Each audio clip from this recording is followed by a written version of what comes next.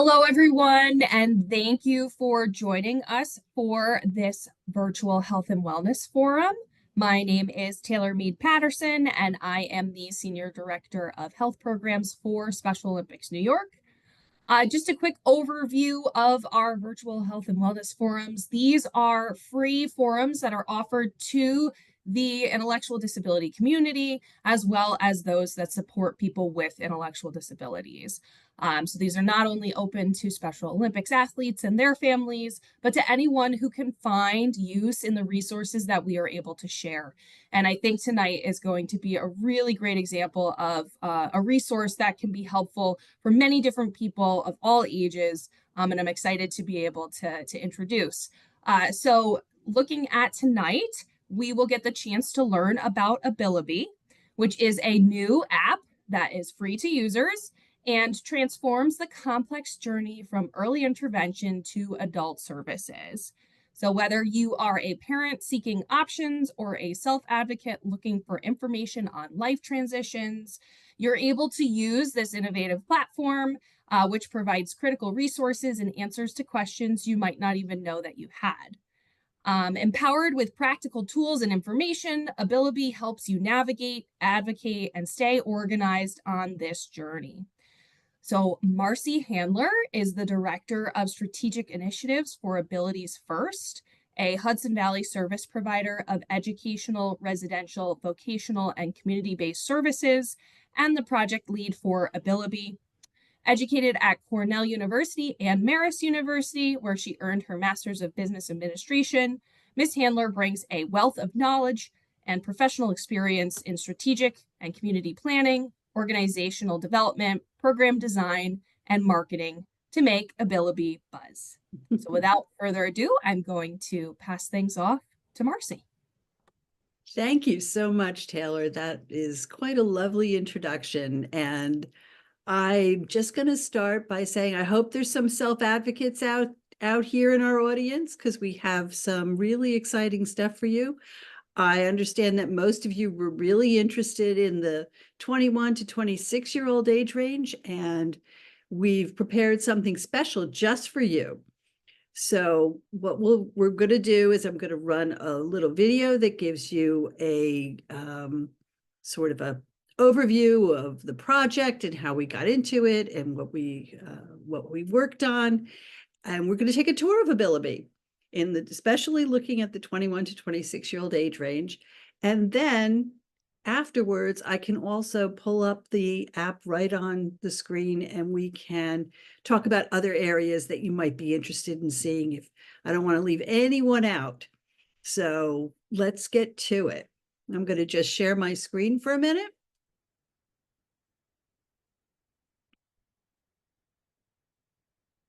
Here we go.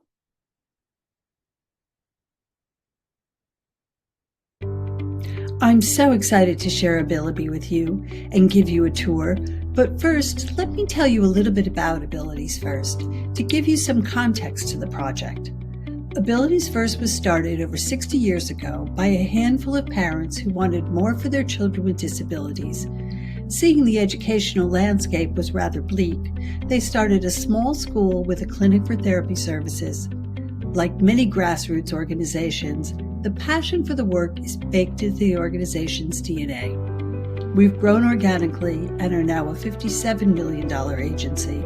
We serve over 1,300 individuals with disabilities and their families each year, spanning 5 Hudson Valley counties and 29 school districts for educational, vocational, residential, and community-based needs. We set out to work with the Council for Developmental Disabilities on what was described as an online resource for families and individuals with intellectual and developmental disabilities, a very open-ended call for proposals. I decided we were going to build an app. The first step on this kind of a project is called discovery, and that's what we set out to do. Find out who's our audience and what do they want. I took a look at what was out there and found that there is an overwhelming amount of information, too much for any one person to absorb, and I knew what was needed was a curated experience. Just enough information so you could feel confident and get you to someone who could help you. We built a statewide advisory council of parents, advocates, self-advocates, care managers, state agencies, and our own directors, who are also parents, advocates, and self-advocates, as well as subject matter experts. We had an amazing, very engaged group. One of our council members gave us a great visual. She said it should be like that sign at the zoo. You are here. You can see where you're going and see where you came from. We then set 3 goals for the project. We wanted to bring clarity to complexity. We wanted to clue you in on what comes next. And we wanted to share some great resources. Then we started asking people about their experiences transitioning from one system to the next. And there was an equal amount of grumbling on all sides, with the transition from school to adult services cited as particularly stressful. But through it all, what I heard was that everyone wanted to have better conversations. Less answering and asking the same questions over and over again, less playing catch up every time a new member joins the team, and less generic planning and more personal conversations.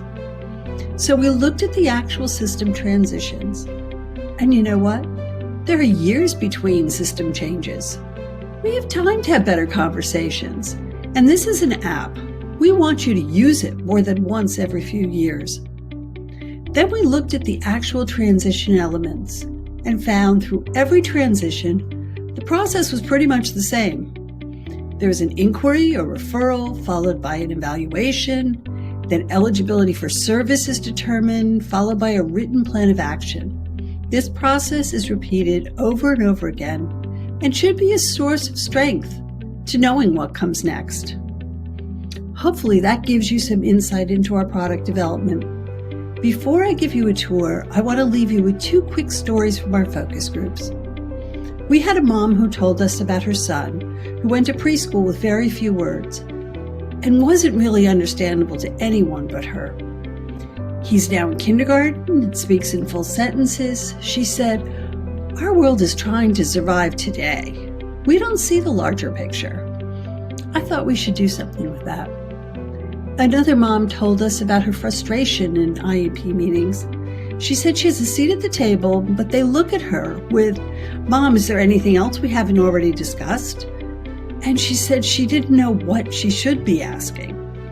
And how could she be a better advocate? I thought we should do something with that too.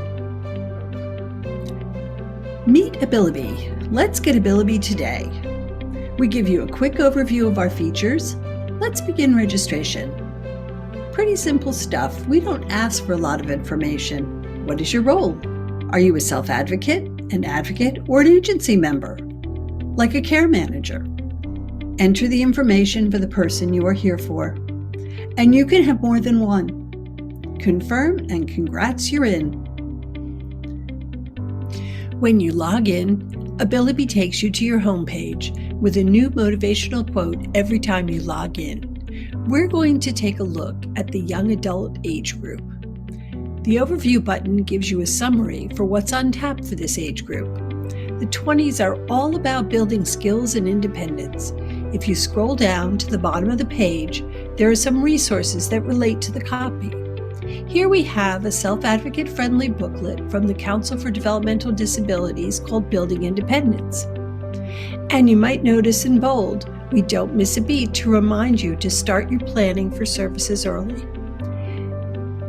The transition button is similar, giving you a quick summary preview of what comes next.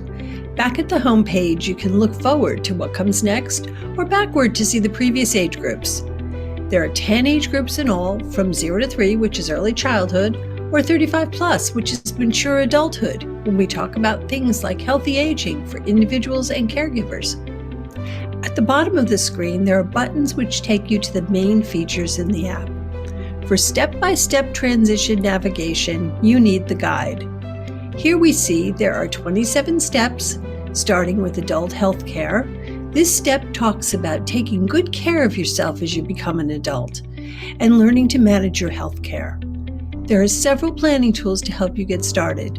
At the bottom of the page is a link to setting up a medical ID on your phone, which can be a big help in an emergency.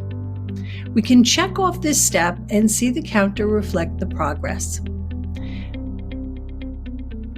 The next step talks about health insurance, which is essential, but also very confusing. If we scroll down, we see a resource called the Healthy Adulting Insurance Toolkit that talks about what is health insurance, why you need it, and how it works.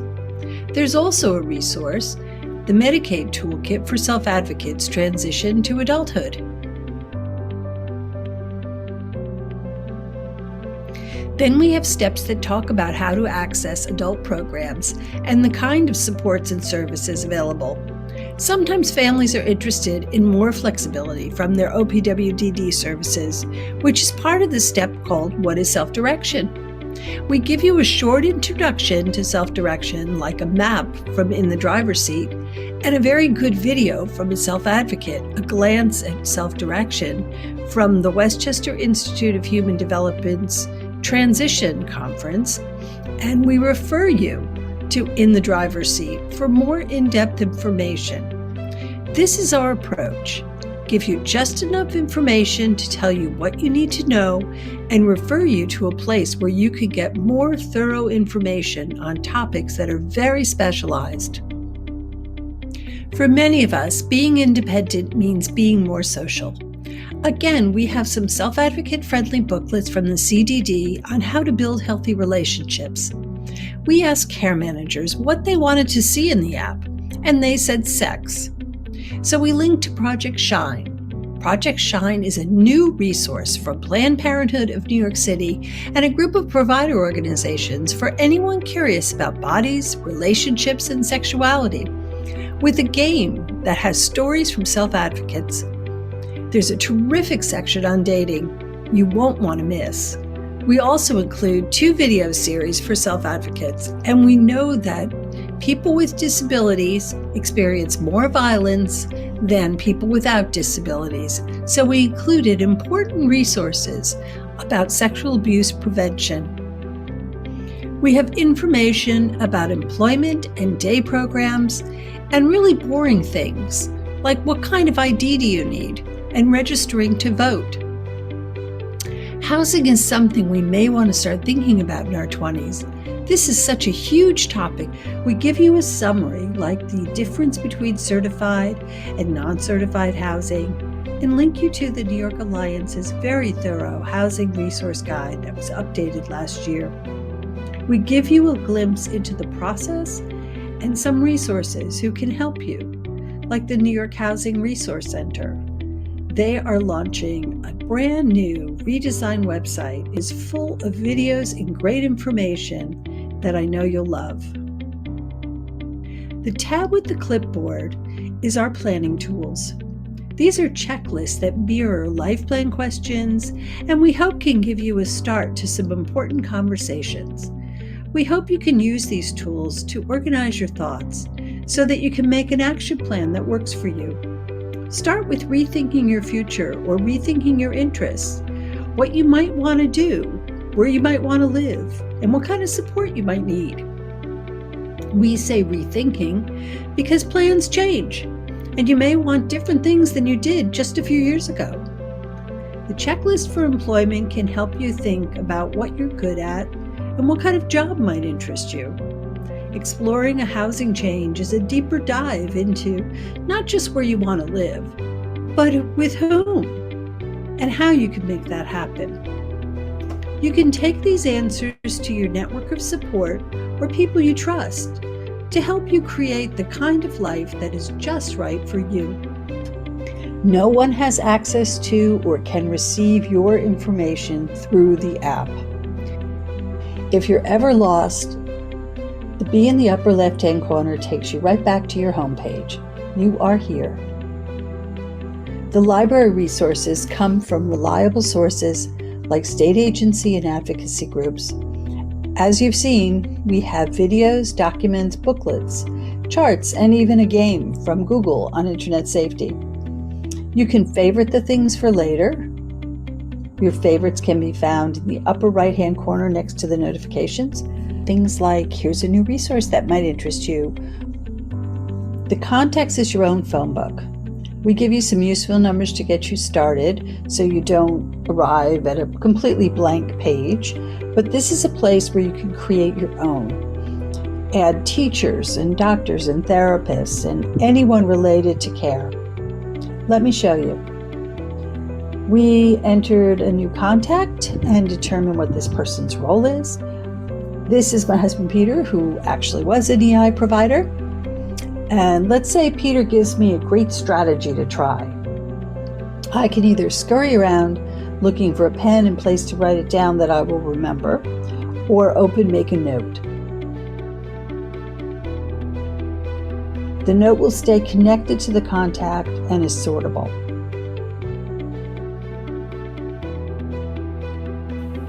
Let me show you the daily. It's a journal, but we thought the word journal really didn't capture Abilibee's easy, convenient vibe. The daily's a check-in to track how you're doing and see your progress. You can view it in either list or calendar mode. So let's add an entry. How was your day? Was it great, okay, or not so good?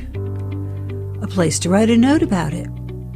And a place to take a sec for appreciation of something good that happened during the day. Don't let a meltdown be the only thing you remember about an otherwise great day. The daily can be used in any way the user wants to note a new intervention or any concerns you might have that you want to remember. There's also a place for 3 other questions you may want to track. How are today's behaviors? How are today's self-care like eating, sleeping, or toileting habits? And how did today's routines go? Anything that will give you a big picture view of how far you've come and how much you've accomplished. We have an events calendar from any organization's calendar we can subscribe to. You can also send an event to us. Here's a training from the Westchester Institute for Human Development for Families on student involvement in the IEP. It's a Zoom meeting, so anyone can register. You can favorite the meeting or share the event with a friend.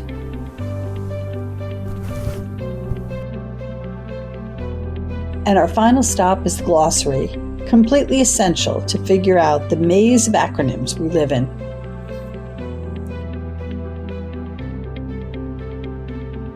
And best of all, Abilibee is free. You can get Abilibee today at our website, abilibee.org.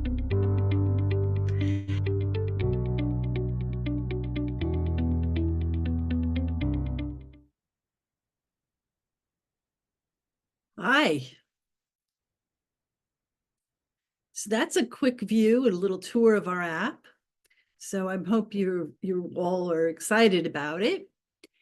And maybe we could, I can give you a little overview of what it is we've been working on.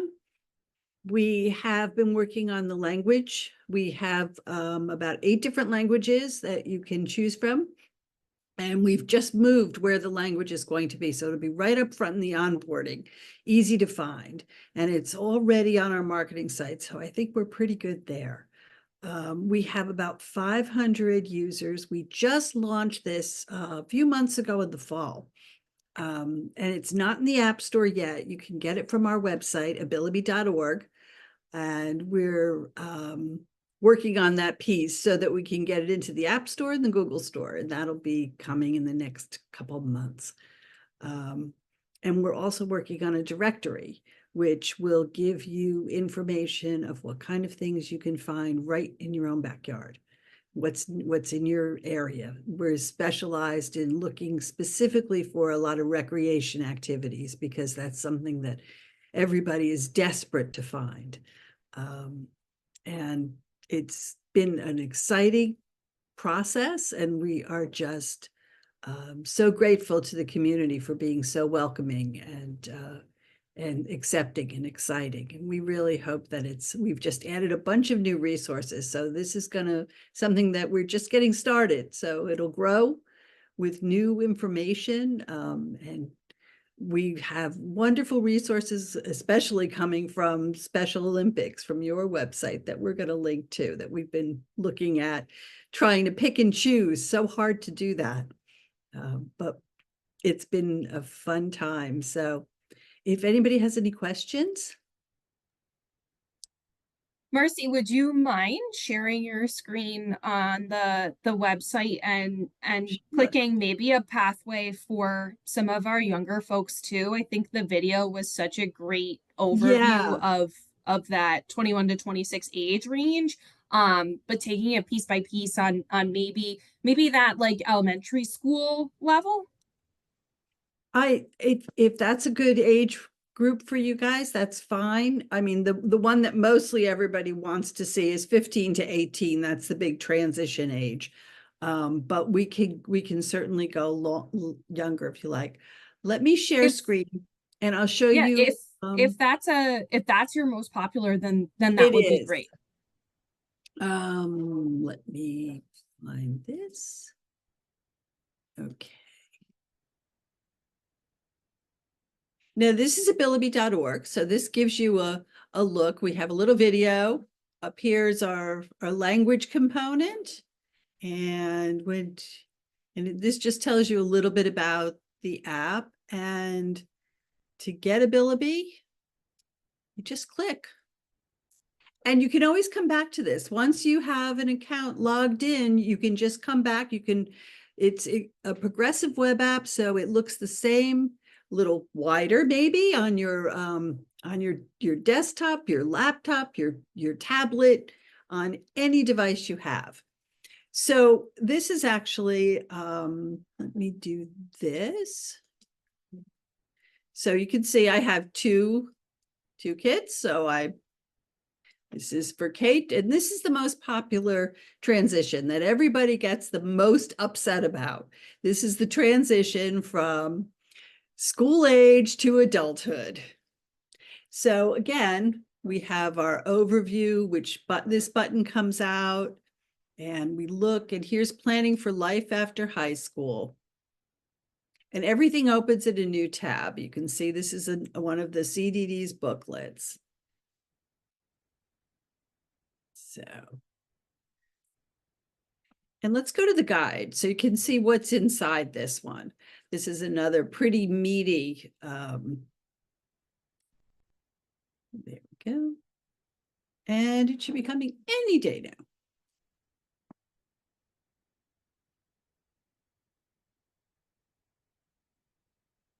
There we go. Okay, so the first stop is Road to Graduation. And we have a summary with a graduation chart of all the things that you would need to know about graduation, of what path you're going to take, because these are the decisions you start making at age 15. You start joining the IEP meetings, and this is the conversation. Graduation. This is for parents, which is High Expectations, a valuable tool. This is from the Pacer Center on Transition, which is a national organization. And they have some wonderful, wonderful resources. So here's about the IEP, and important about the IEP in the sample this year. In age 15, there's a new section, which I pointed out is, let's see, is right here, measurable post-secondary school goals. So that's a piece of the IEP that starts getting filled out in this age group.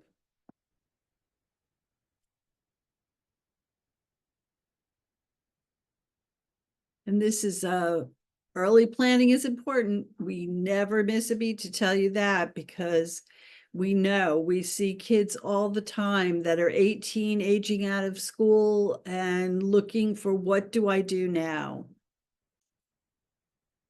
Being an advocate, we give you some resources to help.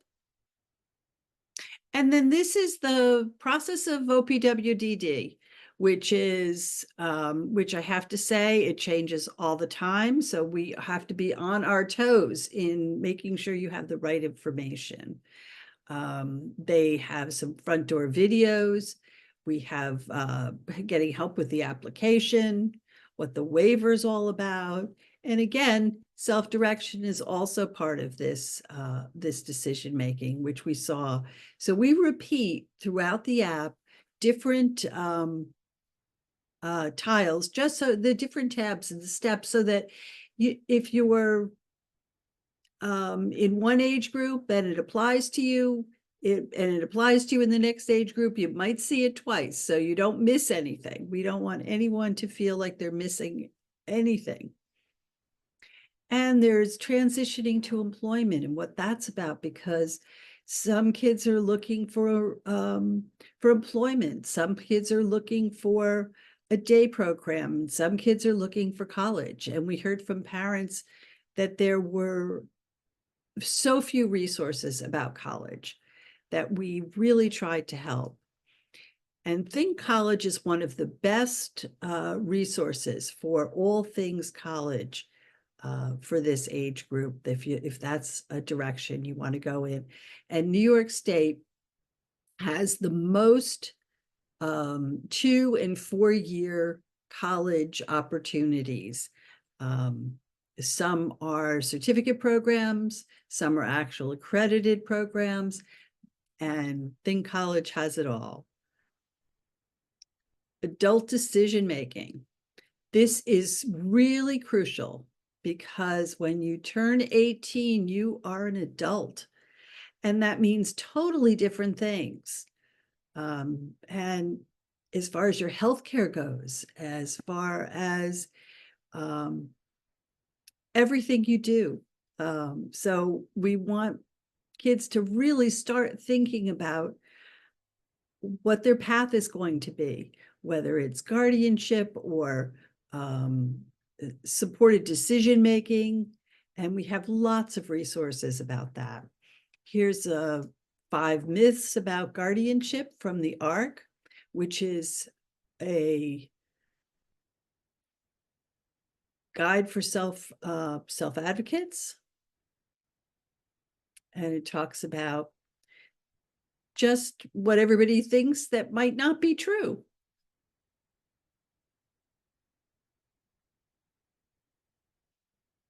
Turning 18, what parents and teachers need to know. This is a really good piece from a conglomerate of advocacy groups.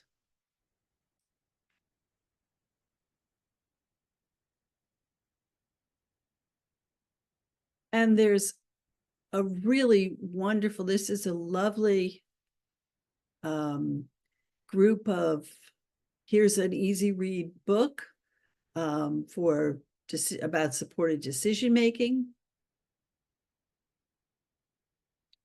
Talks about how it works, very straightforward, plain language, easy to understand, and very helpful.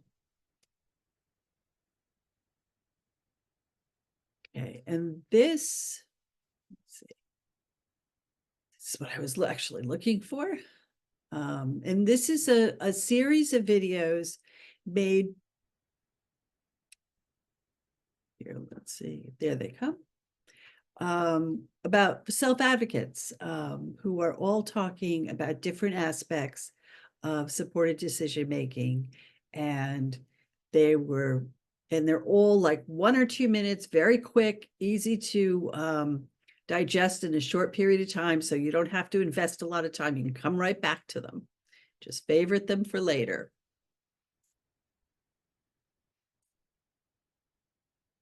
And again, we have all about supporting social and emotional relationships, knowing yourself, finding friends. Very important at this age. That's something everybody's interested in. We have internet safety, bullying and exploitation, as well as some links. And there's some pieces for parents too. Talk to your kids about sexuality and consent capacity. And we have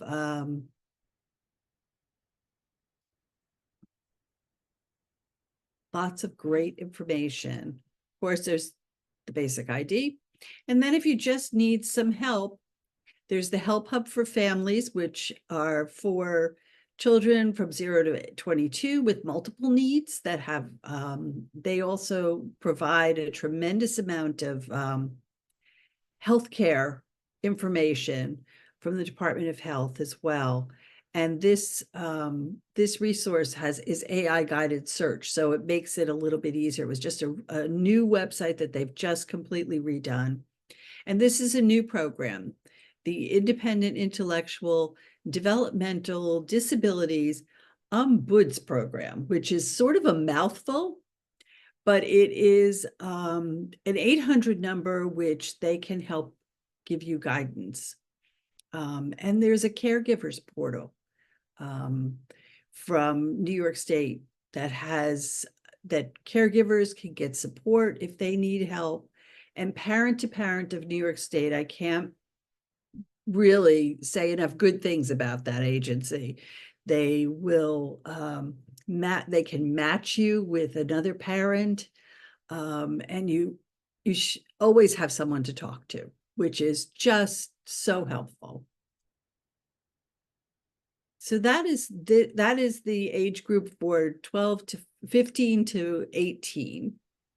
And there's a drop-down menu right here that we could take a look at just about any age group we'd like. So you can, if you think you missed something, go right to it. I have a couple of follow-up questions, Marcy, Okay. if you're able to share some information from the last couple of months rolling out the app. The first one is obviously it's very clear that there are so many resources, both aimed at people with IDD as well as their caregivers. Did you typically see both caregivers and their family member with IDD on the platform in their own capacity? Was it more one group versus the other? And maybe what's the recommendation from your side of things of the best way to really utilize the app for both groups? Well, I'll tell you right from the very beginning, the split has been, as far as the role of who's on the platform, it's been 55% advocates, which is parents and caregivers, and 8% self-advocates, although I see more self-advocates getting in there, and 35% are agency members, provider groups, care managers. Care managers are finding themselves overwhelmed and really not clear about the ins and outs of every little, the nuance in every age group, and are really looking to the platform as well. We've gotten really great feedback from them that it's helpful for areas that they're not quite as assertive in their knowledge. And we're hoping that we can really help them as well. And I think everybody is aware of that the system needs to be better. So until that happens, we're here and we're going to try and help. Absolutely. I couldn't agree with you more. And I think, again, just clearly all of the resources that you have been able to compile are so impressive to be able to give people a really solid starting point to jump Right. off in whatever direction they need. And you mentioned the goal to start to put together an additional list of recreation opportunities. Mhm. And I know that a lot of what's on the app right now is either linking to New York wide types of resources or resources that are coming from potentially other states or national organizations to serve people with disabilities. When you're looking at recreation opportunities, is the goal to have a statewide list Yes. as well? Yes. And we're also looking at just, people really need help in finding, and through a lot of our information comes word of mouth of, you know, take a look at this organization or take a look at this. And, so we've been following up. But we have a pretty good listing of about 1,200 organizations that provide service or recreation or healthcare services and it's growing. So we're really hoping to be a nice clearinghouse and help folks. There's information all over the place, but who has the time? I think word of mouth is exactly what so many people that support folks with IDD have Yes. depended upon.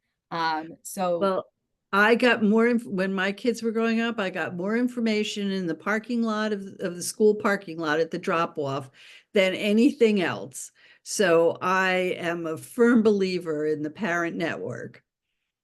yeah, absolutely. Would you mind going to one of the younger groups and just Sure, scrolling through just to show some examples of some absolutely. resources that are pulled for them? That'd be great. Sure. Okay, let's go back. Okay, let's go to 3 to 5 because this is preschool. So this is actually a transition that you would see coming from early intervention or maybe just coming into the system by itself. This is usually a pretty tense time, when you're trying to figure out what's going on. Can you share your screen, Marcy? Oh, I thought I did. I'm sorry. I thought I No did. worries. Okay. Oh, there's a button. Okay. Sorry about that. There we are.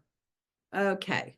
So here's the first step is you have an initial concern. Who do you call? How do you go about it? And it's really, if you're coming from the early intervention program, you already have sort of a pathway into preschool services. If not, you need to register with your local school district and get to what's called CPSE, the Committee on Preschool Special Education, and get started there. And then this path that we talked about. There's an evaluation. We determine eligibility.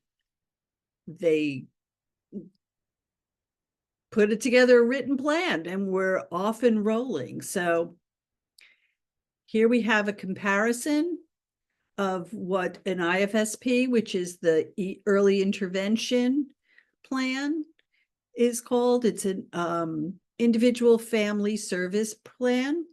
And then the IEP is an individualized education plan. And the difference between the two, because there is a slight difference in the how it's looked at.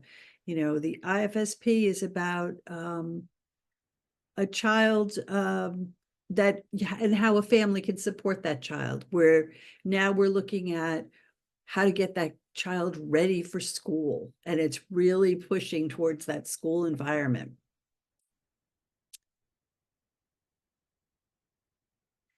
So it's about reviewing and approving and getting services. And then once you get services, you can, maybe you're thinking OPWDD might be right for you, how to go about investigating that.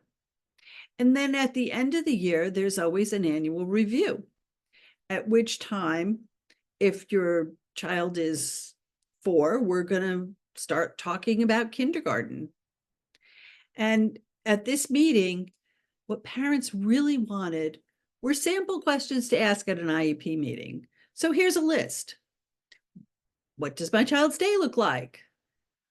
How is progress measured? I mean, these are basic questions, but sometimes these meetings become so emotional. I mean, you're talking about your child, and it's really stressful and very emotional, and you just don't remember. So we give you some resources that you can just print out and take with you. And here's we're looking at starting the transition to school services. Now, for New York City, we did we linked right to the New York City website because it's so specialized and so specific to New York City that they do a better job than we could ever do. So we're just going to send you there and get the information directly from them. And then we have the referral to CSE, which is the next step. Kindergarten begins, the Committee on Special Education, no longer the preschool. So we're going through the same steps again. You're going to have a referral, and they're going to decide eligibility. You're going to write an IEP. And here we see the same IEP that we saw before, this plain language that walks you through all the pieces of the IEP. And this came from the Westchester Institute of Human Development. And it's pretty spectacular that they have given you everything you would need to know about an IEP. And there's a version in Spanish as well. So one of the things that we really wanted to do is we wanted to instill all the way through how to promote advocacy and self-advocacy in your child right from the very beginning. And I think anyone who's had a preschooler, you know that, if you start with, do you want to wear this or do you want to wear this? That's a way for them to make a choice and to take ownership of their choice. They may be going to school in their pajamas, but sometimes, just have to go along with it. And this is from understood.org, which is an organization that really focuses on ADHD. But this was so pertinent and how to develop advocacy. So the one piece of advice that I give to all my families, and it's good for kids who have differences and who don't, is at the beginning of the school year to go ahead and write what I call a 3x3 note. And what that is 3 things the child does well, their strengths, 3 challenges, things that would be useful for somebody working with that child to know are a little bit challenging for them, and 3 strategies that are helpful in working with them. So I'll just stop there. And we give you a page that's the 3x3 card that we call Get to Know Me. Let me get rid of some of these that might help. There we go. And this is just exactly what she talks about, and she talks about how you can use it. And then when we get into a little bit older ages, there are some variations a little more structured than this. So it's a way to really introduce your kid to talking about their disability, participating in how they learn, and it's very hard being a parent. I have a lot of empathy for parents raising a child with disabilities. It is a lot to think about. And so we really tried to include enough pieces of advocacy all along that are age appropriate for the child. This is a new resource that we, and it's called SHIN. We didn't even know about it. That was brought to us by a local county guy who said, I have a program that you need to include. And he met with us and we added a little bit about the program and a listing of every county with the program so that you can just reach out to your county. And I want to show you in this age group the planning tools. So we included the CDC developmental milestones, which at 3, 4, and 5 are still important to know. Let's see if I can, do they open? There we go. And these were, the CDC came up with these checklists, and it's a is your child able to do this around this age? And we gave you a link to their website with videos of what that means.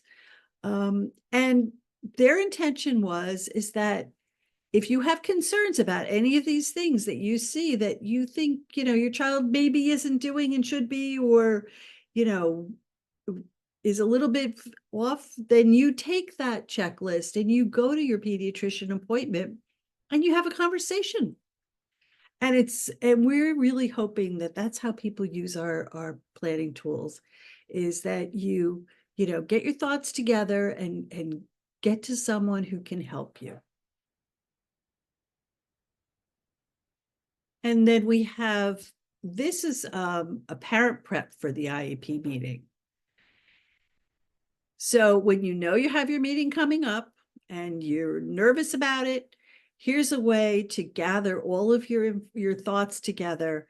Here's questions that mirror those questions that are on the IEP, and help you figure out what was working really well this year and what do you want to see for next year, so that you can walk into this meeting feeling really confident. This meeting planner came from Pacer, which you can think about all of those things that you wanted, and here's my concerns, and prioritize them. And it really gives you a great action plan for the meeting, so that when things get a little uncomfortable, you have something great to rely upon. And then after the meeting, here's a listing of another checklist. When the meeting's over, how did the meeting go? And to make you feel and what to do if it didn't go so well. And to feel like you really accomplished something. We hope that people feel empowered by their experiences.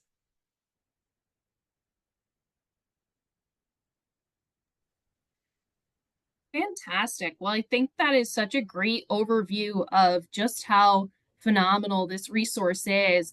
And I think I would just really encourage folks within our community to go on and click around, because clearly, no matter where you click, you're going to be able to discover something that maybe you didn't know about, or you didn't realize there was an additional resource to assist with this part of transition. So I'll open the floor to any additional questions that might be out there. And Marcy, if there are questions that arise that I might not be able to answer on my side of things, is there a way for people to reach out regarding?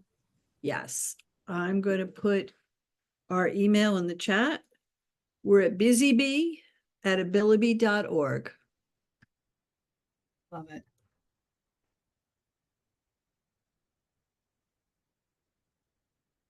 Any questions?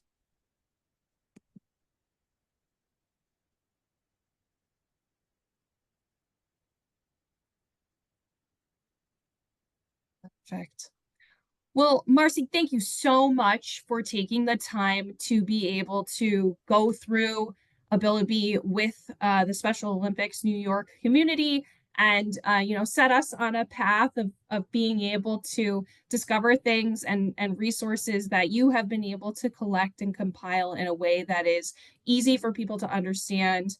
I know that we will be sending this out to a lot of different folks to encourage that they hop on, and I can already see a couple of links that I myself would like to utilize with some of our athlete leaders, and also introduce to some of our partners, to be able to spread the word about Abilibee. But we really appreciate the time and thank you so much, and the resource.